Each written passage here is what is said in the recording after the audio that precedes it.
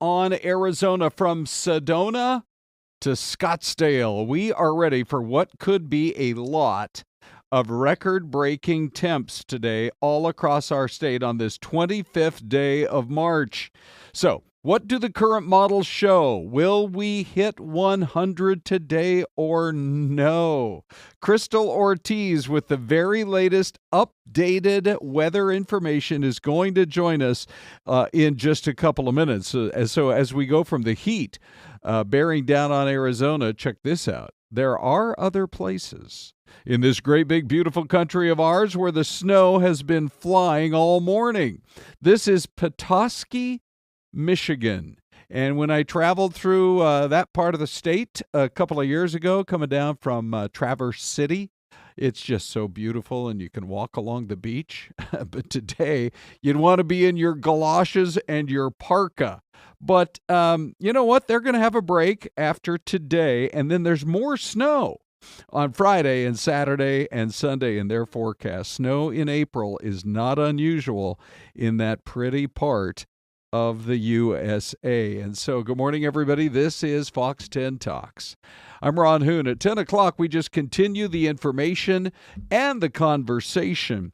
And the point about the two pictures we just showed you is if you are from the northern half of our country, there's just no way that you can be instantly acclimatized to our heat in the desert. If you're coming from somewhere where it's 30 or 40 degrees, welcome to the valley, 99 degrees in March. And why are we talking all about it? Because the heat is dangerous. And not only is it dangerous for our hikers, it's dangerous for our rescuers as well. We had a mountain rescue. If you're watching from other parts of the country or the world, we do have an audience that joins us from all over the place.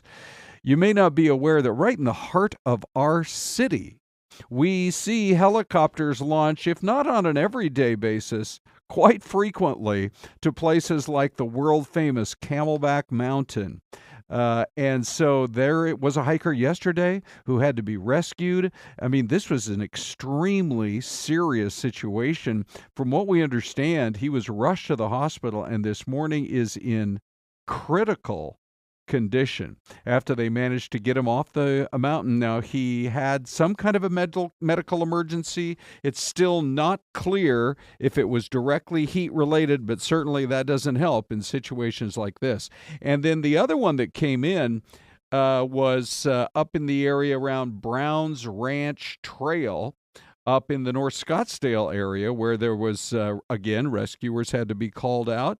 To show you a quick glimpse of that as well. We just have sort of the staging area here. But in this case, it was a relatively healthy, younger hiker, 50 years old. Sometimes we have hikers that are up there.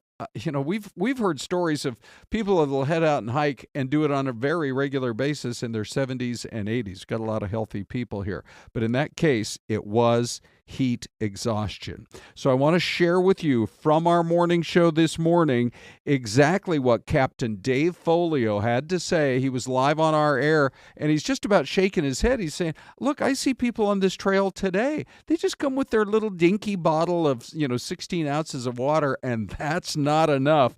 He says he sees people making the same mistakes. So here you go from a man who knows exactly what you shouldn't do if you're headed out for a hike. Let me give you some hiking tips. If you're coming out to one of our hiking trails in the Sonoran Preserve, just have a plan, right? So bring a charged cell phone. You should have already hydrated the night before.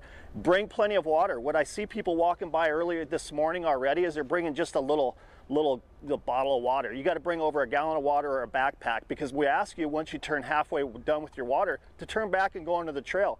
And what we're seeing too is people aren't wearing the proper shoes. You got to wear hiking shoes if you're on one of these trails, because if you're wearing flip-flops, that's not good. You twist an ankle. So if you're going to come out to our preserve, know your limitations too, right? You may be in town coming with somebody that's acclimated to the weather. They've hiked this trail plenty of times, and now you're on this trail 3-4 miles out on the trail, and you find yourself in trouble, and we have to come rescue you. So So you got to have a plan. At every one of our trailheads, you have an opportunity to meet one of over our 650 volunteers that work for the trail system. They'll give you a map, they'll educate you. So just stop, take a listen, and enjoy our trails. Just have a plan and bring a charged cell phone, because what happens is if you get into trouble, we can ping your phone, and it quickly allows us to allocate our resources to certain areas on the mountain to come get you quicker. Start early and end early. Especially with it being possibly triple digits today. Yesterday, the rescue we had was 3 o'clock in the afternoon. It was 97 degrees. And then no heat exhaustion symptoms. If you start feeling lightheaded, you're sweating, your mouth's dry, and you're dizzy, those are signs that you need to sit down, rest, drink some water, stay in the shade. If you start feeling like you're going to throw up, pass out, and or you're getting deeper into like just not feeling well, that's heat stroke. You need to call us to come out and rescue you.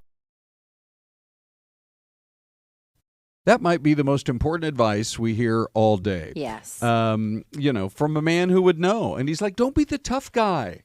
Yeah. If you feel these symptoms, you get your cell signal working and call us. So here we go, Celeste. We have Crystal joining us today, which is always a treat. Hey, Crystal. It was only, like 10, 12 days ago you were joining us because it was so cold and snowy. Yeah, middle of March, it was 58 degrees. For a high temperature in Phoenix. Incredible. And now we might hit 100 degrees. Right? Just like that. Yeah. All right. So let's talk a little bit about why this is happening and why it's happening so fast compared to where we were just days ago. Yeah. Well, March is always one of those months where across the country, really, there's transition. It's like known as a transition period across the country. So it's no surprise that we can go from one extreme to the other. It just is always a shock to the system when it happens. Yes. And it's happened before, of course, but we've got this huge ridge of high pressure that's built in. Can I pull up your... Sure. Let me get to the map that I'm talking about, actually, so you can kind of see what I'm describing. We've got this big ridge of high pressure that's building up, and it's going to kind of hold on. Let me pause the clock here. There we go. And that's what's really making us so hot. Now, high pressure is something we talk about a lot in summertime because that's what allows us to see consistent triple digits and consistently push, 110, 115, or say like last July, right, when we had 110 to 120 almost every day of the month. But this time of year, if it's strong enough and it sits long enough, that's when we can start to get into record territory, which is what's happening. So we hit the record yesterday of 96, and then today our forecast is 99, which is likely to break another record. And you're holding the line at 99. Celeste, I know you appreciate that too. I do. Somebody has to. But I think we're going to hit 100 potentially. Oh, I'm trying to manifest staying below the line. Yeah. I will say most of the model guidance, which I look at a bunch of different models each morning to make my forecast, they're all below 100. There wasn't any that were up at 100 that I was looking at. Oh, is that right? That's great news. How many models do you look at? I usually check about 4 or 5 in the morning. And they're all 98 and 99? I think it was the range was from 96 to 99. Oh, that's good. But to be fair, Phoenix likes to blast through the models sometimes. Now, if I had been here, I've had off the last 5 days. If I had been here, sometimes I'll track how well the models are doing. So are they consistently running a few degrees low? And if so, then I'll hedge my bet north of what they're going, right? But I have been off the last 5 days, so I haven't been able to see the trends. So I'm being hopeful with the 99. What else do you want to show us here? I know you bring your laptop in. Sure. Let's take a look at some of the interesting stats when it comes to heat. I always think this is fun to talk about. I'm a stats girl. So the last time we hit 100 degrees, guys, was back on October 26th of last year. So it was 150 days ago, which for Arizona standards is not a bad stretch to stay below 100 degrees. Overall, all right, we won't complain about 150 days where we weren't talking triple digits. The average time that we normally see our first triple digit day is actually not until May 2nd. So this is certainly, if we can do it today, Celeste, you're trying to bring us that triple digit. If we can do it today, then we will be way sooner than what is average for that first 100-degree day. The earliest that it's ever happened is March 26th. That was back in 1988. So if we look at the calendar, today's March 25th. If we hit 100 today, that will be the earliest on record for the year for us to have our first triple-digit day. So, and I think you brought up a good point. I mean, we have seen as of late, like in the last few months, we've been breaking records here and there. Or we'll get warm days and then cooler than normal days or rainier than normal days. And so I feel like we're kind of in this, and in the chat box, thank you everyone who's chiming in. We have people, Leo Mack up in Seattle, he was saying, it's been abnormally warm in Seattle. So other parts of the country have seen crazy weather. Like, do you remember over the winter months we saw in, I think it was Detroit or in Michigan City, where they had the water pipes burst and then the cars were stuck in the ice water? Oh, yeah. Remember that Not the water? long ago. Yeah, the water flooded the roadways and then the water just- turned to ice. Since you brought up Michigan, I just have to Very pop it good. up again. Hello, Petoskey. More snow on the way later in the week. But anyway, Celeste, yeah. people are commenting about it. Yes. Because we're Mr. Paul Valine was just out there saying he's one of our regulars, Crystal. Okay. Yeah. Basically saying, look, I got to work in this heat. Here, he Yeah. listed for you guys some of the various steps he Yeah. takes. It's so important. Yeah, and getting out so early now because our morning temperatures are still very comfortable. It's just, in summertime, the morning Yeah. temps are ruthless and the afternoon temps are ruthless. At least this time of year, we're in a little better territory in the morning. Right. But what you're bringing up about the kind of, interesting that it's snowing somewhere and we're talking 100 degrees, that's why this time of year is so good or bad, depending on how you look at it when it comes to severe weather. Because we've got competing air masses, right? Yeah. We've got very cold in some areas. We've got record setting in some areas. And so there is another severe weather threat for parts of the country later on this week because of the fact that we've got these two competing air masses. So, Celeste, if you see other comments you want to share in the chat box, for sure. But let me just ask you, is this... is there any way to know at this point, especially if we do hit 100 today and people will freak out, that we're headed to another, what feels like last year seemed like a pretty extreme summer? Oh, yeah. Is there any way to know about that yet? Unfortunately, if we just look at the last few decades of data, we are just... Our Warming up. climate is pointing towards us being warmer in summers. So Right. I would expect that what we've seen the last two summers in a row, which was, 23 was the hottest, and then last year 24 was the hottest. I'm not saying that 25 is going to break that, but we should expect that's going to happen more often, unfortunately. And, we have a comment from Kim Winnett, and she says, I love Scottsdale, but I can't take another summer like last year. July was bad. Right. It was very, very hot. And I will say kind of the silver lining is, and I think a lot of people think of Arizona around the country, like Maria, she's in Minnesota. Good morning, Maria. Thanks for joining us.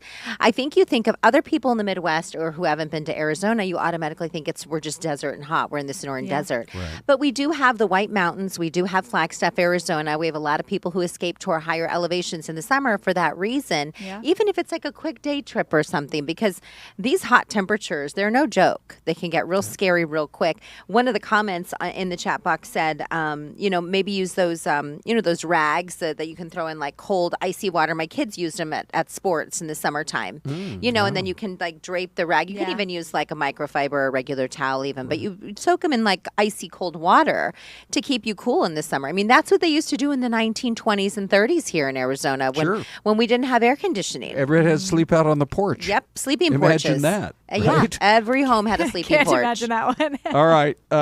Excellent. Crystal, we love having you in on the show. Here's the always good. mystery cam, by the way. Looks like another nice place. Maybe not Oh. 99, but you got plenty of water to jump into. We'll be back in 2 minutes. Thanks again.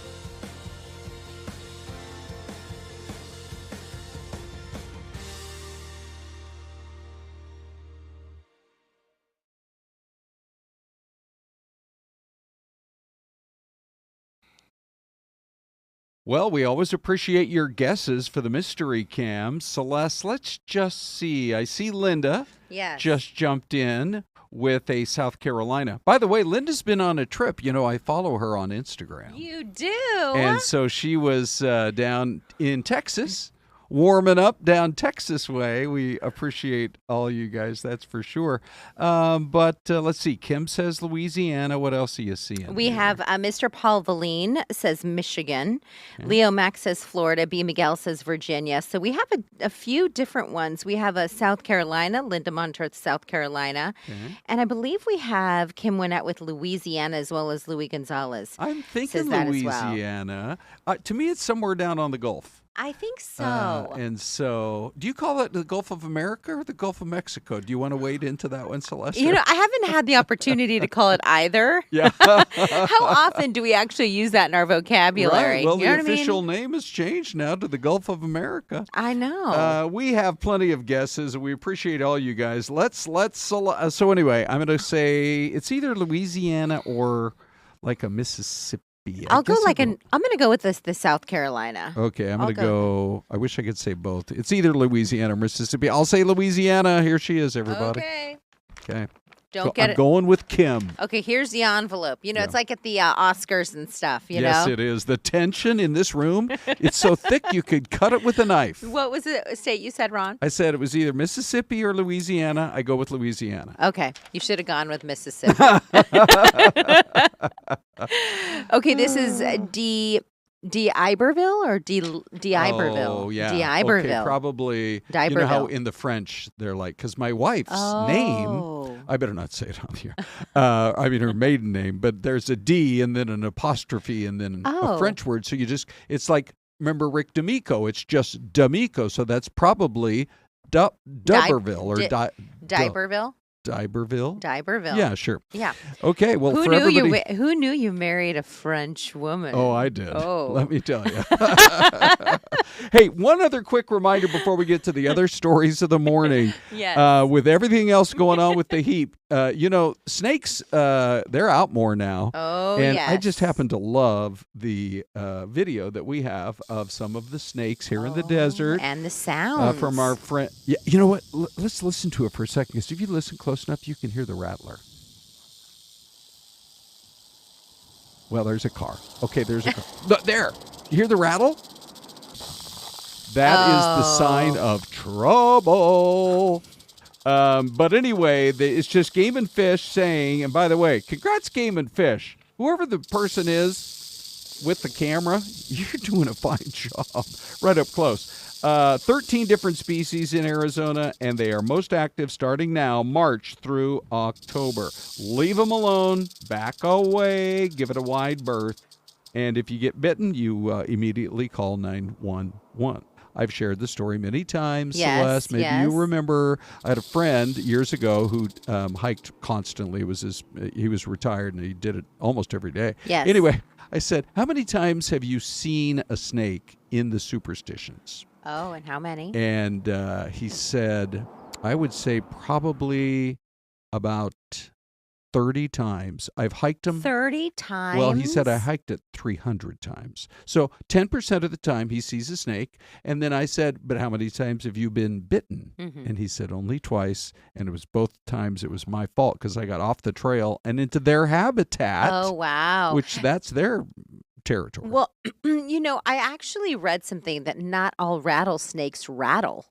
Uh-oh. There are some silent snakes. Ooh. And you really have to be, you know, aware of that. Right. And there's like a training you can put your dog through where they can sense out the rattlesnake before you even see it or hear it. The dog Really? can like pick up on it. Yes. Okay, that's actually really smart when you think about people like to go out hiking with their dogs. Yes. But they could easily go off trail. Two quick things out of the chat box, Ron. Yeah. Craig, he guessed Mississippi. Oh, and I think way to go, he Craig. may have been the only one. Okay. The other thing on this, actually, you were giving kudos to the photojournalist Yeah. who's out there shooting, Right. Yeah. and so are folks in the chat box. They're like, "Wow, he got Right. really close." Yes. Oh my goodness. Okay, on to our next story, Celeste, which has to do with. I'm sure that as you were preparing for your testimony today on Capitol Hill and your Tulsi Gabbard Uh-huh. or your John Ratcliffe, you're saying, why did it have to be today? And why did it have to be a group chat? Right. Who put that on my phone anyway? And why is that person not in your address book already? Ratcliffe, by the way, is the CIA director. Yes. And he said in the testimony, he said, look, when we came into office, we were told Signal is going to go on your phones. It's what we use. And that was predetermined from the previous administration. Well, there was all kinds of pushback. You guys are familiar with the story by now, but we're talking about the heat in Arizona, Celeste. Yes, we are. The only place hotter is Washington, D.C. Check this out. This was not only sloppy, it not only violated all procedures, but if this information had gotten out, American lives could have been lost. The Houthis had this information, could reposition their defensive systems. So I want to get a little more information about this. Director Gabbard, did you participate in the group chat with Secretary of Defense and other Trump senior officials discussing the Yemen war plans? Senator, I don't want to get into the specifics. Ma'am, were you on? You're not going to be willing to address. So you're not. Are you denying? Ma'am, will you answer my question, ma'am? You were not TG on this group chat. I'm not going to get into the specifics. So you refuse to acknowledge whether you were on this group chat. Senator, I'm not going to get into the specifics. Why are you going to get into the specifics? Is it because it's all classified? Because this is currently under review by the National Security Because Council. it's all classified? If it's not classified, share the text now. Perfectly appropriate that there was a reporter added, especially one that the Secretary of Defense says is deceitful, highly discredited, a so-called journalist who's made a profession of peddling hoaxes over and over again. Is your testimony that it was appropriate that he was added to this signal thread? No, of course not. And why did you not call? Hold on, Senator. You're mischaracterizing my testimony. Good. You answered the question. Let me ask you: when he was added to the thread, you're the CIA director. Why didn't you call out that he was present on the signal thread? I don't know if you use Signal messaging app. I do. Not for classified information, not for targeting, well, neither not do I, for anything Senator. remote. Neither do I, Senator. Well, that's what your testimony is today. It absolutely is not, Senator. Okay. That's right. So Yes, a right. chance to... tensions are running high this morning, and when they run high like that, there's a lot of finger pointing. People seem very nervous. Yes. And you're under oath, so you got to answer those questions exactly correctly. So laying out the info is they were told that Signal was automatically on their quote unquote work phones. It was being put on their phones. It was being put on their phones, right. and they said this was the software or app that you should be using. Yes. Oh. Yeah. So just to clarify. Our poll question has to do with this because it's the big scandal. Let me just pop it up for us right here. I'm pushing that poll question button. Hold on, everybody. Oh, there it is, Ron. There it is. Okay. So well over 100 votes. President Trump honestly should fire somebody right now. This is because, somehow a journalist got invited into this. Yes. I heard this morning in the testimony that he was in the grocery store of his parking lot, or the parking lot of his local grocery store. When he got and it. he's like, whoa, Yeah. what is this? And his first reaction was to think it was some sort of a spoof. But it was like a spam. Very real.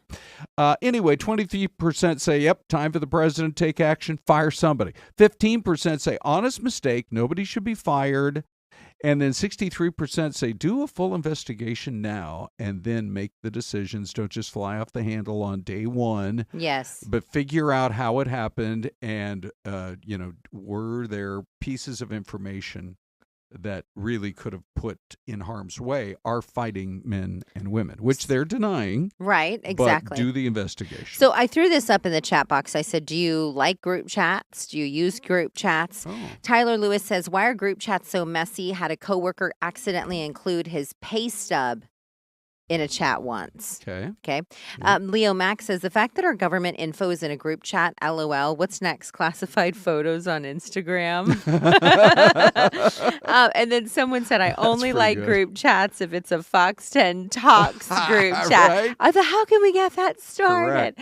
I Because- need all your digits. That's Yeah. for sure. You know what I mean? Because we are super friendly here on our stream. We are. And in the chat box. It's just, talk about a safe space. Somebody mean- comes on, and they try to start dropping the 4-letter words or, they're being hypercritical. Everybody Right. else is like, move on out. Yeah, you guys are great at policing the chat box for us. Like when we're in the middle of grabbing video or chatting with Yes. Crystal or another guest, you guys are so great about that. Hey, by the way, Celeste, Yes. there's a story that came in today that says, and do you scarf down meals occasionally? Let's say Yes, you're between, absolutely. picking one of your kids up for soccer or the other one for football or whatever. When I'm on my way from one studio to the other studio, Correct. then I'm scarfing it down. Yes, exactly. And I do that sometimes too. But this study came out and said it's actually way worse for your health Yeah. than people realize. And this health expert says it is true. It takes 15 to 20 minutes for the brain to compute that your stomach is full. And so people generally, when they are fast eating, they're overeating constantly. And so you're probably swallowing more air than you realize, and that's why you're either bloating or having indigestion. Oh, you're so are you trying to say I'm really am full of hot air, Ron? You can constantly read between the lines, Celeste. But then the problem is you're constantly overeating, and it can lead to weight gain and the risk of developing diabetes. Okay, this brings up two really important points. One, Okay. I was just overseas. Yes. They take a long time to eat. So, like, they'll sit down and they'll have a 3 or 4 course meal. It still only costs like $25. Yeah. But they eat slow. Yeah. Okay. And I wonder if that is part of it because we really did not see a whole lot of obese people when we were there. Yeah. Plus, you do a lot of walking. Mm-hmm. So I think the slow eating, I think they're onto something with that. I think a lot of it has to do with how often you're scarfing down something at fast food. You're in the parking lot. Fried. Correct, but the fries can be They're delicious. delicious. But versus like if you're having, say, like when we had Sunday dinner this week, Renee had made a pot roast. Yes. I went to Safeway the day before and bought Okay. the roast, and it was so delicious. But we have all the grandkids with us right now, and the conversation Yes. slows you down It because you want to does. talk, right? Yeah, so you're talking and eating and breaking bread with one another. I think that is the most beautiful part of eating. Yeah. I mean, you just see people scarfing down broccoli. Like nobody's doing that. Okay, it's the good Celeste, stuff only. Can you believe we have to say our goodbyes? Are you kidding me? Just like that? That was 30 fast minutes. Ron, we Yeah. just got started in the chat box. Hey, by the way, at 11 o'clock this morning, if you guys want to keep hanging, Ty and Anita are going to